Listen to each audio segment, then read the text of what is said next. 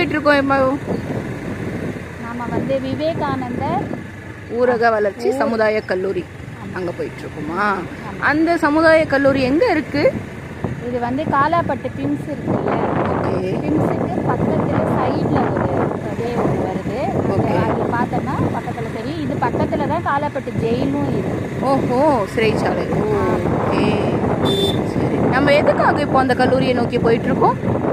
நம்ம வந்து இன்னைக்கு வந்து காது திறன் குறைபாடு, இன்னைக்கு குழந்தைகள் தினம் இல்லை? ஆமாம். காது திறன் குறைபாடு குழந்தைங்களுக்கு விழிப்புணர்வு வேணும்.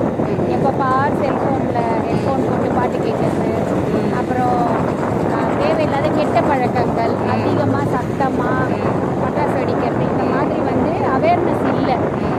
என் உறுப்பு நான் என் இஷ்டத்துக்கு பண்ணுவேன் அப்படிங்கிறத மாதிரி இல்லை, ஒவ்வொன்றும் நம்மளுக்கு தேவை தான் அப்படிங்கிறத ஒரு அவேர்னஸ் ப்ரோக்ராம். அதுக்காக டாக்டர் சுமன் அப்படிங்கிறவர் நம்ம கூட இன்றைக்கி ஜாயின்ட் ஆகிறாரு. அவர் அறக்கட்டளை மூலயமா நம்ம அவரை இன்வைட் பண்ணோம். இந்த காலேஜுக்கு நம்ம கூட வராரு. அவர் வந்து மிஷன் ஸ்ட்ரீட் சார், பாரதி இது இருக்குல்ல, சின்ன கடைசி இல்லை, சாண்ட்ரோ ஹியரிங் சென்டர் அப்படிங்கிற இடத்துல இருந்து வராரு. இப்போ நம்ம பிம்ஸ் ரோடு பிடிச்சிட்டு தெரியுங்களா? ஆமாம் ஆமாம், இப்போ கிட்ட நெருங்கி பின்னாடி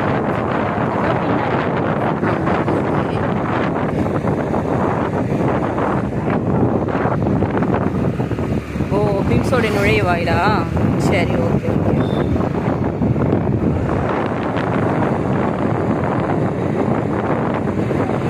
அந்த குழந்தைங்கள் மொத்தம் எத்தனை பேர் இருக்காங்க? எப்படிப்பட்ட குழந்தைங்கள்லாம் இருக்காங்க?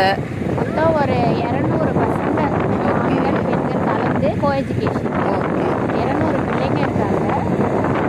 இது வந்து வந்து தொழில் கல்விக்கான ஒரு இடம்.